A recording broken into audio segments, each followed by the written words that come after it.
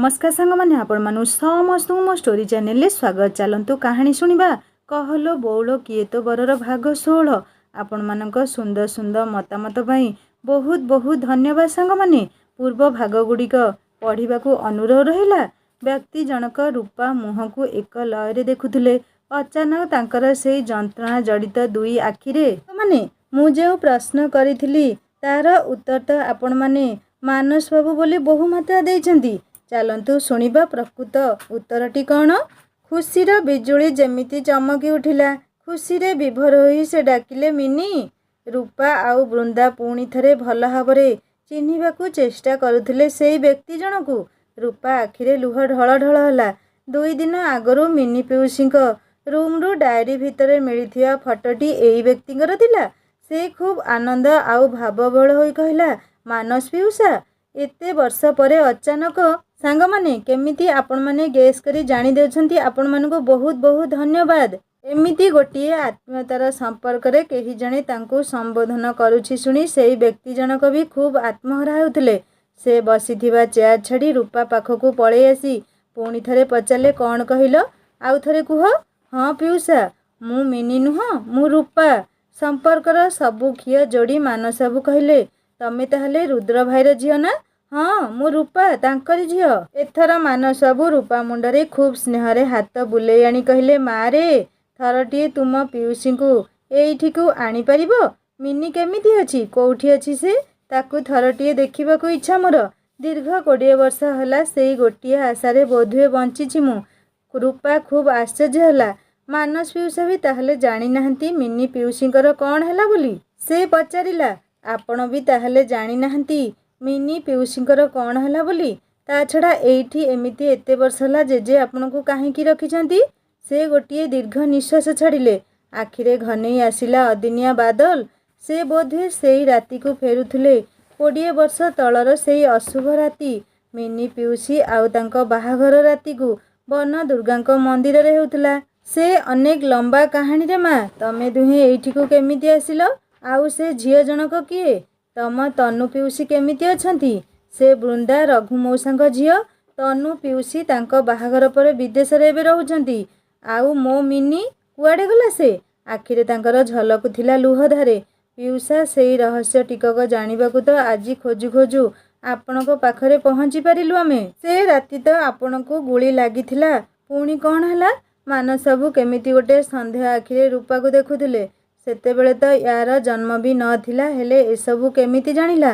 पिउसा आपण काहेकि आश्चर्य होउछंती, मु सबू जानिछि। बृंदा आउ मु 2 दिन तले एमिति एक विलंबित राति रे बहुत वर्षरु काहेकि बंद पड़िछि बोली मिनी पिउसिंग रूम रे पसिथिलु। सेइठी मिनी पिउसिंग डायरी पढ़ी आपण आउ मिनी पिउसिंग विषय रे सबू कथा जानिलु। आपणको गुली लागिबा जाए लेखा होइछि, तापरे डायरी खाली। आपणको फोटो पेंटिंग सेई राति रे पिंधिथिबा रक्त जुडुबुडु आपणकर कुर्ता मध्य पाइलु, हेले मिनी पिउसिंग विषय रे किछि भी जानिनु। सेई राति परे तांकर कौन हैला बोली आज जाए तांका नाम मध्य केही नेबार मु शुणिनी। भाबिले आपण निश्चय जानिथिबे बोली। मानसबाबू सेइठी तळे निज मुंड धरी बसी पड़िले। आखिरे जंत्रणार झलक दिसुथिला। मिनी कोउठी, ता सह सेमाने कौन व्यवहार करले के जानी। रूपा देखिला मानस पिउसांको मुहको। आखिरे मिनी पिउसिंग पाई चिंता सह गभीर भल पाइबार अनुरागर रेखा फुटी उठिला। आज भी पिउसा केते भल न पाती ता मिनी पिउसिंकू। मानसबाबू आखिरे लुह। से छोट पिलांक परी कांदी उठिले, कहिले मिनी तमे कोउठी, तमे कोउठी मिनी। रूपा भी बसी पड़ला तांको पाखरे। खूब आदर रे तांका हाथ निज हाथ रे धरी कहिला, पिउसा आपण व्यस्त होंतुनी। मिनी पिउसी विषय मु जानिबाकू चेष्टा करुछि। से निश्चय कोउठी ना कोउठी थिबे। से राति तनु पिउसी आउ कुंती बाहाघरे उपस्थित थिले ना। तनु पिउसी तो एठी नाहांती, हेले कुंती तो एबे भी हवेली रे काम करुछि। आपण व्यस्त होंतु नाही। हेले गोटिए प्रश्न, जे आपणको से राति गड़ खाई रे फोपाड़िबाकू नेउ नौ पुणी एमिति दया देखेई बंचेई काहेकि रखिछंती। एते कष्ट परे भी से हसिले, एक जंत्रणासिक्त हताशा भरा हस। से पुणी थरे कहिले, रूपा बाघर फागकू भय थाए बोली जानिछ कि नाही। रूपा संधिंसु आखिरे अनेइला तांकू। हाँ रे माँ, सेई राति मते गुली कले तम जेजे जमीदार ଦିବ୍ୟ ମୋହନ ରାୟ ଚୌଧୁରୀ। ମିନି କାନ୍ଦି କାନ୍ଦି କେତେ ଅନୁନୟ କରୁଥିଲା ମୋତେ ଛାଡ଼ି ଦେବା ପାଇଁ, ଗଡ଼ ଖାଇରେ ଫୋପାଡ଼ି ଦେବା ପାଇଁ। ସେମାନେ ମୋତେ ଘୋଷାଡ଼ି ଘୋଷାଡ଼ି ନେଇଯାଉଥିଲେ। ସେଇ ବେଳରେ ମିନି ଆଉ ଅନ୍ୟ ଉପାୟ ନ ପାଇ ବୋଧହୁଏ ତମ ଜେଜେଙ୍କୁ ଅଭିଶାପ ଦେଇଥିଲା। ଦୁର୍ଗାଙ୍କୁ ସାକ୍ଷୀ ରଖି କହିଥିଲା, ମୋର ଯଦି କିଛି ହୁଏ ତାହେଲେ ତମ ଜେଜେଙ୍କ ବଂଶରେ କେହି ବି ଉତ୍ତରାଧିକାରୀ ରହିବନି। ଆଉ ଏଇ ଜମିଦାର ଧନବାନ ମାନେ ନା ଖୁବ୍ ଅନ୍ଧବିଶ୍ୱାସୀରେ ମା। ଝିଅର ଅଭିଶାପ କାଳେ ସତ ହୋଇଯିବ। ସେ ସେଇ ଭୟରେ ସେଇ ରାତି ମୋତେ ଦୂର ସହରର ଗୋଟିଏ ହସ୍ପିଟାଲକୁ ଆଣି ଗୁଳି ଲାଗିଥିବା ପାଇଁ ଚିକିତ୍ସା କରେଇଥିଲେ। ଗୁଳି ଭିତରକୁ ପଶି ନଥିଲା, କେବଳ କାନ୍ଧ ଛୁଇଁ ବାହାରି ଯାଇଥିଲା। ମୁଁ ଠିକ୍ ହୋଇଗଲି, ହେଲେ ନିଜକୁ ପାଇଲି ତୁମ ଜେଜେଙ୍କ ବନ୍ଦୀ ରୂପରେ। ଦୂର ଫାର୍ମ ହାଉସରେ 10 ବର୍ଷ, ତାପରେ ଆଉ ଗୋଟିଏ ଜାଗାରେ ଏମିତି। ପୁଣି ଏଇଠିକୁ ପ୍ରାୟ ବର୍ଷେ ହେବ ଅଣେଇଛନ୍ତି ମୋତେ। ଯେତେ ଥର ମିନି କଥା ପଚାରେ ତମ ଜେଜେ କେମିତି ଗୋଟିଏ କୁଟିଳ ହସ ହସି କହନ୍ତି, ସେ ଖୁବ୍ ଭଲ ଅଛି ବୋଲି। ଭାବିଲି ତାର ବିବାହ ଅନ୍ୟତ୍ର କରେଇ ଦେଇଛନ୍ତି ବୋଧହୁଏ। ହେଲେ ଏବେ ଜାଣୁଛି। ରୂପା ପୁଣି ଥରେ ତାଙ୍କୁ ସାନ୍ତ୍ୱନା ଦେଇ କହିଲା, ପିଉସା ଆପଣ ବ୍ୟସ୍ତ ହୁଅନ୍ତୁ ନାହିଁ। ମୁଁ ମିନି ପିଉସୀଙ୍କ ବିଷୟରେ ତାଙ୍କୁ ଖୋଜିବି କ'ଣ ହେଲା ବୋଲି ତାଙ୍କର। ମା ରେ, ତମେ ଏବେ ଏଇଠୁ ଚାଲିଯାଅ ମା, ତମ ଜେଜେ ଜାଣିଲେ ନା। ପିଉସା, ମୁଁ ଜେଜେଙ୍କୁ କ'ଣ କାହାରିକୁ ଡରେନି। ଏମିତି ବି ଜେଜେ ହବେଲିରେ ନାହାନ୍ତି। ତା ଛଡ଼ା ସେଇ ଦିନର ଜମିଦାର ଝିଅ ମିନି ଆଉ ଆଜିର ଜମିଦାର ଝିଅ ରୂପା ଭିତରେ ଆକାଶ ପାତାଳ ପ୍ରଭେଦ। ନା କାହା ଉପରେ ଅନ୍ୟାୟ ହେଉଥିବା ସହିବି, ନା ନିଜ ଉପରେ ଅନ୍ୟାୟ ହେବାକୁ ଦେବି। ମାନସବାବୁ ଏକଲରେ ଦେଖୁଥିଲେ ରୂପାକୁ। ତମେ ବିଲକୁଲ ତମ ପିଉସୀ ପରି ରେ ମା। ଆମର ଝିଅଟିଏ ହୋଇଥିଲେ ବିଲକୁଲ ତମ ପରି ବୋଧହୁଏ ହୋଇଥାନ୍ତା। ମୁଁ ବି ତମର ଝିଅ ନୁହଁ କି? ବୃନ୍ଦା କହୁଥିଲା, ମୁଁ କୁଆଡ଼େ ମିନି ପିଉସୀଙ୍କ ଅବିକଳ ନକଲ ପରି ଦେଖିବାକୁ। ମାନସବାବୁ ପୁଣି ଥରେ ଅନେଇଲେ ରୂପାକୁ। ଆରେ ପିଉସା, ଆପଣ ଆଙ୍କିଥିବା ମିନି ପିଉସୀଙ୍କ ପେଣ୍ଟିଂଟା ନା? ସେଇଆକୁ ପରା ଦେଖି ସେ କହୁଥିଲା, ମୁଁ କୁଆଡ଼େ ତାଙ୍କ ପରି ଦେଖିବାକୁ। ମାନସବାବୁଙ୍କ ଆଖିରେ କୋହର ଜୁଆର ଉଠି ଆସିଲା। ଅଚାନକ ପାହାଚ ଉପରୁ ଖଟ୍ ଖଟ୍ ଶବ୍ଦରେ 3 ଜଣ ଶିହରି ଉଠିଲେ। କିଏ ପୁଣି ଆସିଲା ଏତେ ରାତିରେ? କିଏ ପୁଣି ଏତେ ରାତିରେ ଏଠି? ଜେଜେ କ'ଣ ଫେରି ଆସିଲେ କି? ରୂପା ମନରେ ସନ୍ଦେହ ଜାତ ହେଉଥିଲା। ବଡ଼ ମୂଷାଟିଏ ପାହାଚରେ ଖଟ ଖଟ ଶବ୍ଦ କରି ଚାଲି ଯାଉଥିଲା। ସେମାନଙ୍କର ବି ଅଗାଧ ପ୍ରବେଶ ୟା ଭିତରେ। 3 ଜଣ ଯାକ ଏବେ ଶାନ୍ତିରେ ଟିକେ ନିଶ୍ୱାସ ମାରିଲେ। ରୂପା ଏଥର ମାନସବାବୁଙ୍କ ହାତ ଧରି କହିଲା, ପିଉସା, ମୁଁ ତୁମକୁ ଆଉ ଏଇଠି ରହିବାକୁ ଦେବିନି। ବହୁତ କଷ୍ଟ ପାଇଲେଣି ତମେ। କାଲି ରାତିରେ ଏଇଠୁ ବାହାର କରି ନେଇଯିବି ତମକୁ ସବୁଦିନ ପାଇଁ। ମାନସବାବୁ ଭାବୁଥିଲେ, ସେ ତ ପରକଟା ଚଢ଼େଇଠାରୁ ବି ହୀନ ଅବସ୍ଥାରେ ଏଇ ପଞ୍ଜୁରୀରେ ଦିନ କାଟୁଛନ୍ତି। ପଞ୍ଜୁରୀ ଖୋଲିଦେଲେ ବି କ'ଣ ଲାଭ?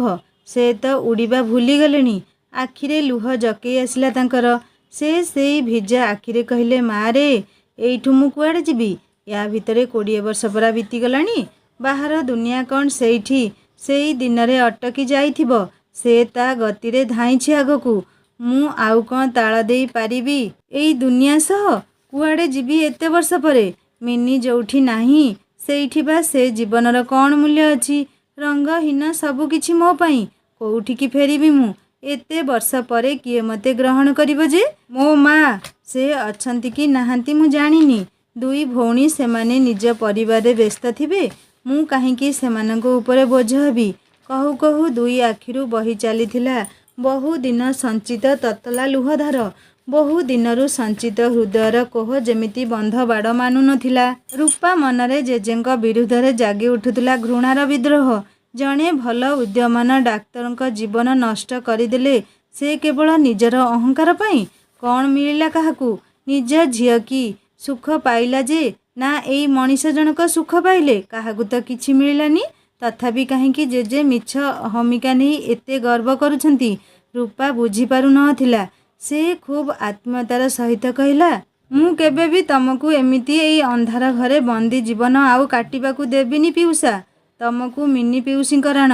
ମୁଁ ଯେମିତି କହୁଛି ଶୁଣ ପିଉସା, ଏଇଠୁ ଗଲା ପରେ ହୁଏତ ମିନି ପିଉସୀ ତୁମକୁ ମିଳିଯାଇପାରନ୍ତି। ମିନିର ନାମ ଶୁଣୁ ଶୁଣୁ ସେ ଭାବବିହ୍ୱଳ ହେଉଥିଲେ। ସତରେ ମିନି ସହ ଆଉ ଥରେ ଦେଖାହେବ ମୋର?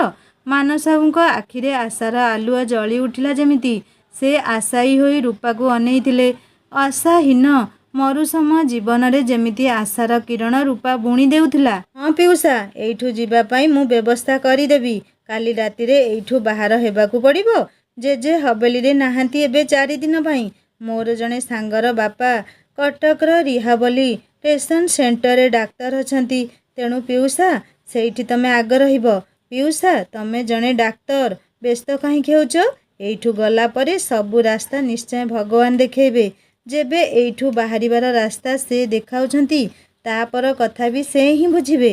ମାରେ, ଦୀର୍ଘ 20 ବର୍ଷରେ ମୁଁ ସବୁ କିଛି ଭୁଲି ଯାଇଛି ଡାକ୍ତରୀ ବିଦ୍ୟା। ଆଉ କ'ଣ ମୁଁ ସେଇ ପୂର୍ବ ଡାକ୍ତର ମାନସ ହୋଇଅଛି? ଖୁବ୍ ଜୋରରେ କାନ୍ଦି ଉଠିଲେ ସେ। ଏତିକି କହୁ କହୁ ରୂପା ମାନସବାବୁଙ୍କ ଆଖିରୁ ଲୁହତକ ପୋଛି ଦେଇ କହିଲା, ଆହରଣ ବିଦ୍ୟା କେବେ ଦୂରକୁ ଚାଲିଯାଏନି ପିଉସା। ତମେ ପୁଣି ଥରେ ସବୁ କରିପାରିବ ଯାହା 20 ବର୍ଷ ତଳେ ପଛରେ ରହିଯାଇଥିଲା। ମୁଁ କିଛି ଶୁଣିବିନି ଆଉ। କାଲି ରାତିରେ ରେଡ଼ି ଥିବ ପିଉସା। ଆମେ ଏବେ ଆସିବୁ ପିଉସା। ବହୁତ ଡେରି ହେଲାଣି। କାଲି ରାତି ପାଇଁ ବି ଟିକେ ପ୍ଲାନ୍ ବନେଇବାକୁ ପଡ଼ିବ। ଜେଜେ ସିନା ନାହାନ୍ତି ରେ ମା, ହେଲେ ଅନ୍ୟମାନେ ଅଛନ୍ତି। ପୁଣି କିଛି ଅସୁବିଧା ହେଲେ ତମେ ବିପଦରେ ପଡ଼ିବ ରୂପା। ପିଉସା, ସେସବୁ ମୋ ଉପରେ ଛାଡ଼ିଦିଅ। ବାସ୍, କାଲି ଏଇଠୁ ତମକୁ ନିଶ୍ଚୟ ବାହାର କରିଦେବି।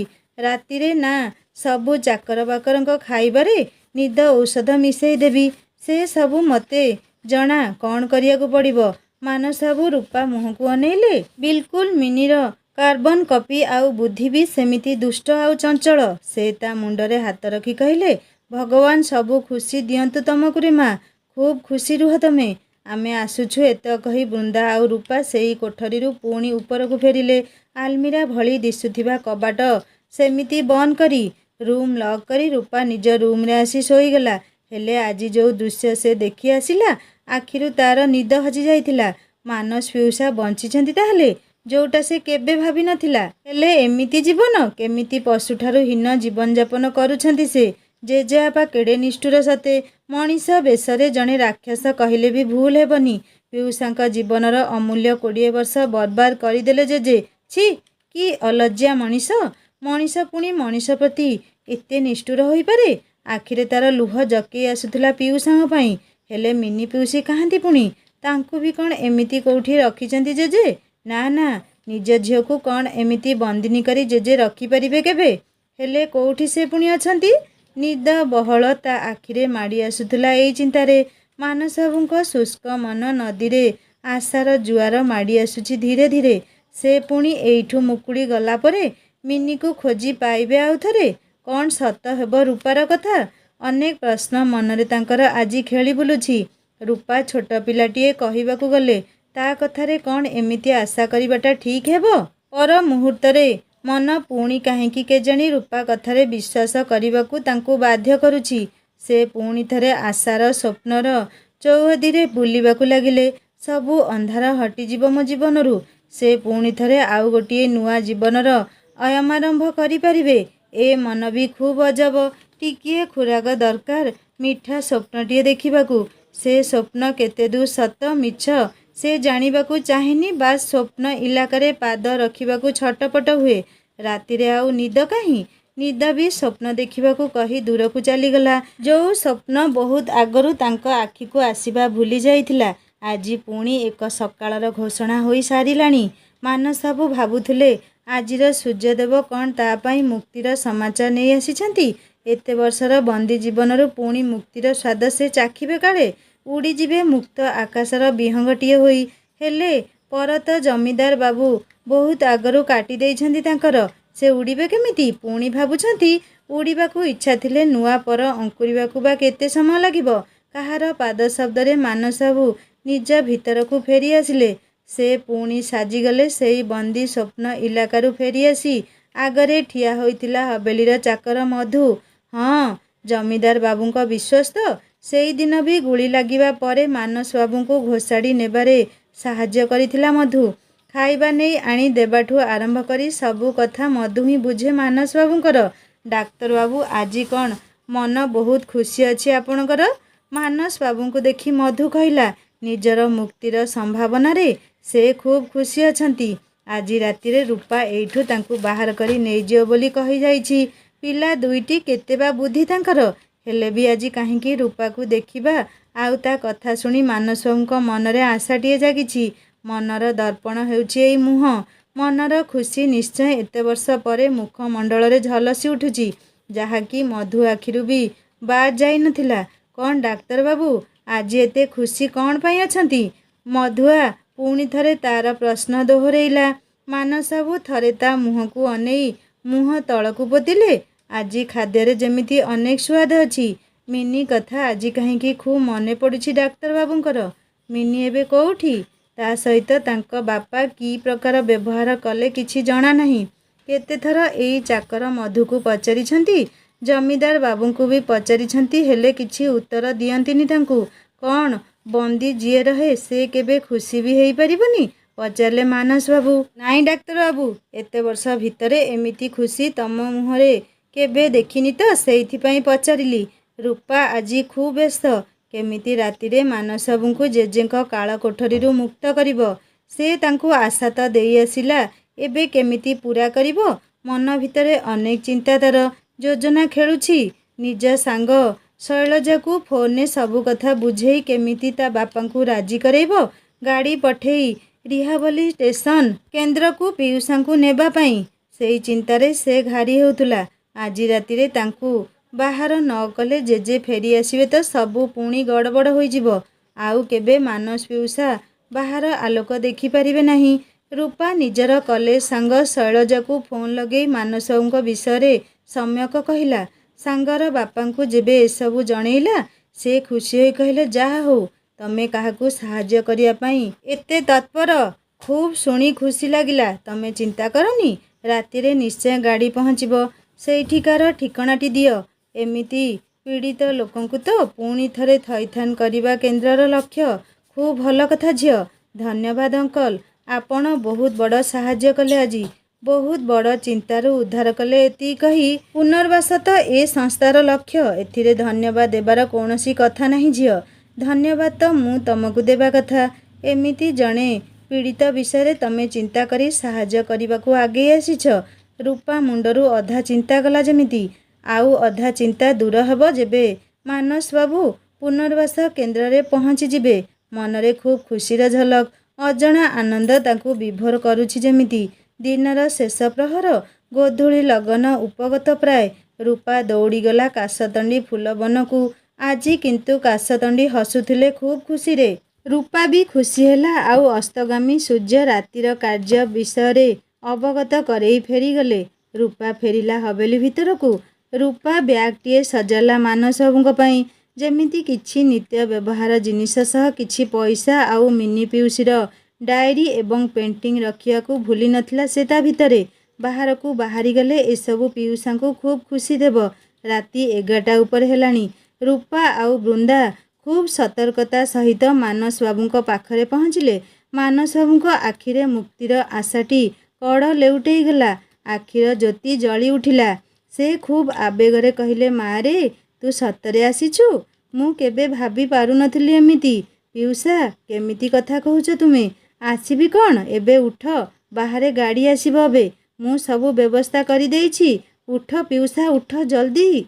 एते वर्षर बंदी जीवनर अंधाररू आलोक जेमिति असह्य लागे, ठीक सेमिति मानस बाबूଙ୍କ हाथ गोड़ भी अवश होई पड़िछि। दुई हाथ चालिबा तांको पई खूब कष्टकर होई पड़िछि। रूपा आउ बृंदा तांकर दुई हाथ धरी पाहाच ऊपर को आनी पुणी रूम बाहर को आनिले।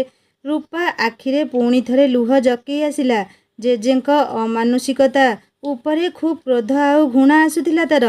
मानस पीयूषा जणे डाक्तर, रोगी सेवा जहाँकर जीवन रे लक्ष्य थिला, से आज एमिति अवस्था रे। भूल एतिकी थिला जे जणे निष्ठुर अमणिषर झियो को प्रेम करी बसिले से। दुहें तांकू धरी धरी सेई पछपाख बड़ कबाट पाखकू आसिले।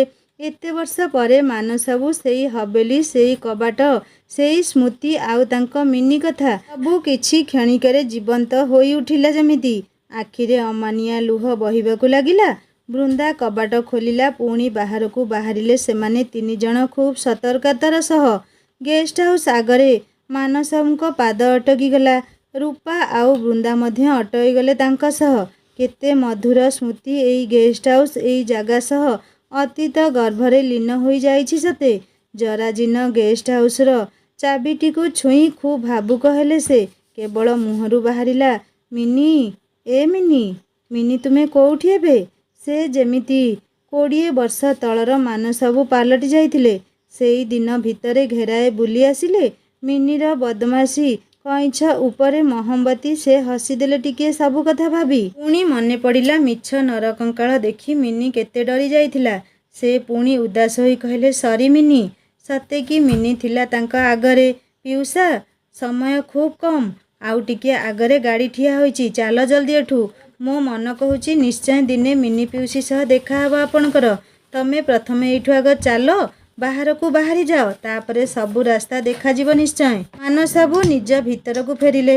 ସେମାନେ ଆଗକୁ ଆଗେଇ ଯାଇ ଗାଡ଼ି ପାଖରେ ପହଞ୍ଚିଲେ। ଡ୍ରାଇଭର କହିଲା, ବହୁ ଡେରି କରିଦେଲ, ଜଲ୍ଦି କର, କଟକ ପହଞ୍ଚିବାକୁ ଡେରି ହୋଇଯିବ। ମାନସବାବୁ ଗାଡ଼ିରେ ବସିଲେ।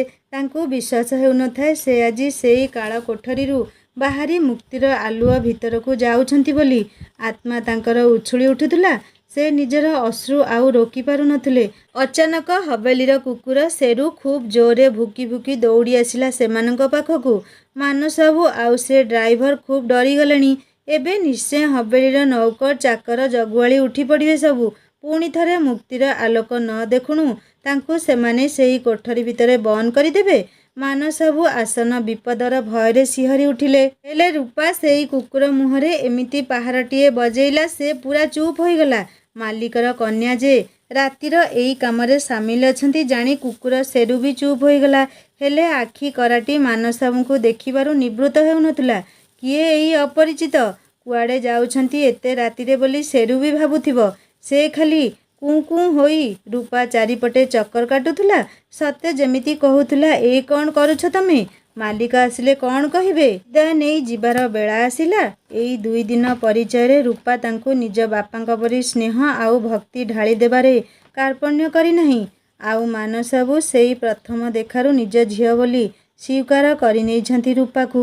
ରୂପା ବ୍ୟାଗ୍ଟି ତାଙ୍କ ହାତକୁ ବଢ଼େଇ ଦେଇ କହିଲା, ପିଉସା, ଏଥିରେ କିଛି ଦରକାରୀ ଜିନିଷ ଅଛି, ଆଉ କିଛି ପଇସା ବି। ମିନି ପିଉସୀଙ୍କ ଡାଏରୀ ମଧ୍ୟ ଦେଇ ଦେଇଛି। ମନ ଖରାପ ହେଲେ ପଢ଼ିବ। ମୁଁ 2 ଦିନ ପରେ କଟକ ଫେରିଲେ ଆସିବି ଦେଖା କରିବାକୁ ଆପଣଙ୍କୁ। ବ୍ୟସ୍ତ ହେବେନି ଆପଣ। ମାନସବାବୁଙ୍କ ପାଦରେ ମୁଣ୍ଡିଆ ମାରି ରୂପା ଆଉ ବୃନ୍ଦା କହିଲେ, ରହୁଛି ପିଉସା। ମାନସବାବୁ ଖୁବ୍ ଅଭିଭୂତ ହେଲେ ରୂପା ଆଉ ବୃନ୍ଦା ପାଖରେ।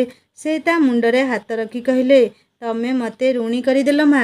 କେବେ ଯଦି ଶୁଝିବାର ମଉକା ମିଳେ ନିଶ୍ଚୟ ଶୁଝିବି। ଖୁବ୍ ଖୁସିରେ ରୁହ ତମେ ଦୁହେଁ। ଭଗବାନ ମଙ୍ଗଳ କରନ୍ତୁ ତୁମର।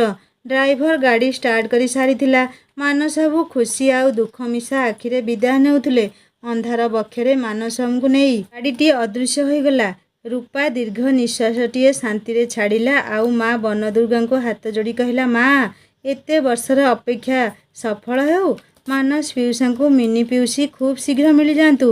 ବାକି ଜୀବନର ଯାତ୍ରା ତାଙ୍କର ସୁଖପ୍ରଦ ହେଉ ମା। ହେଲେ ମା, ମିନି ପିଉସୀ ବିନା କି ସୁଖ ପିଉସାଙ୍କ ଜୀବନରେ ଅଛି? ଦୁହିଁଙ୍କୁ ମିଶେଇ ଦିଅ ମା।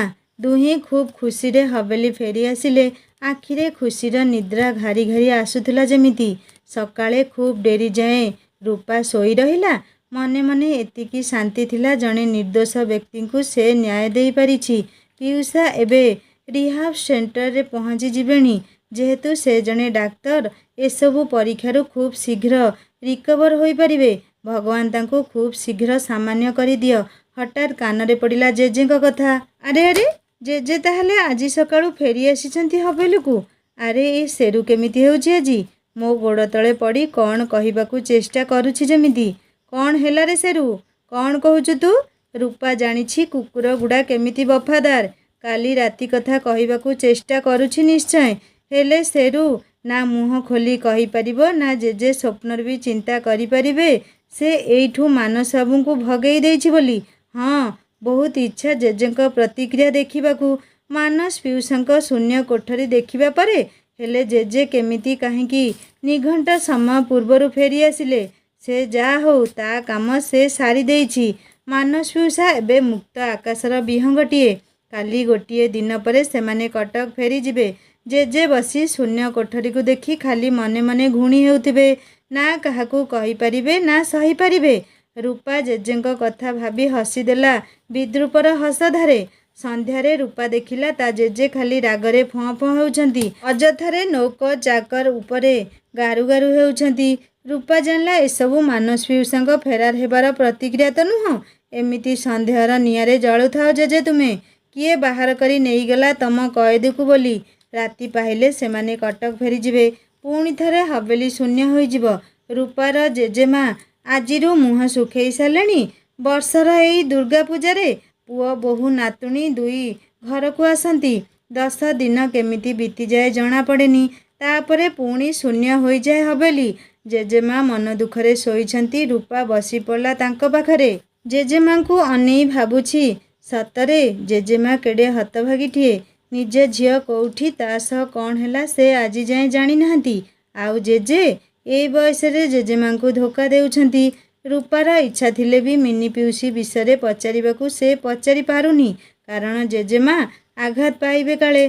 जेजेमा रूपा मुह गेलरे आउसेई कहिले मारे तो बापार छुट्टी नहीं न आसिला तू मझे मझे आसीबू। तोर कौन जेजेमा कथा मने पड़ेनी कि तते देखिले ना।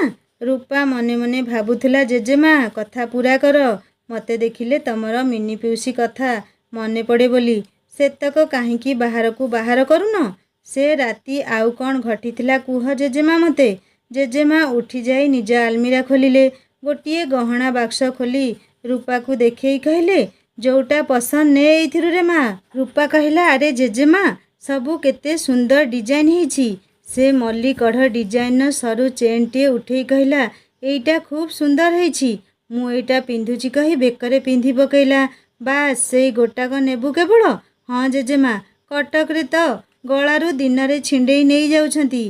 कौन चेन पिंधिबो कुह तो चेन चक्करे गला भी कटिजिब। जेजेमा बाक्सटी आलमीरा रखु रखु हले पाउंजी तलकू खसी पड़िला। रूपा उठेई नहीं कहला जेजेमा एइटा केते सुंदर होइछि। मु एइटा नेउछि।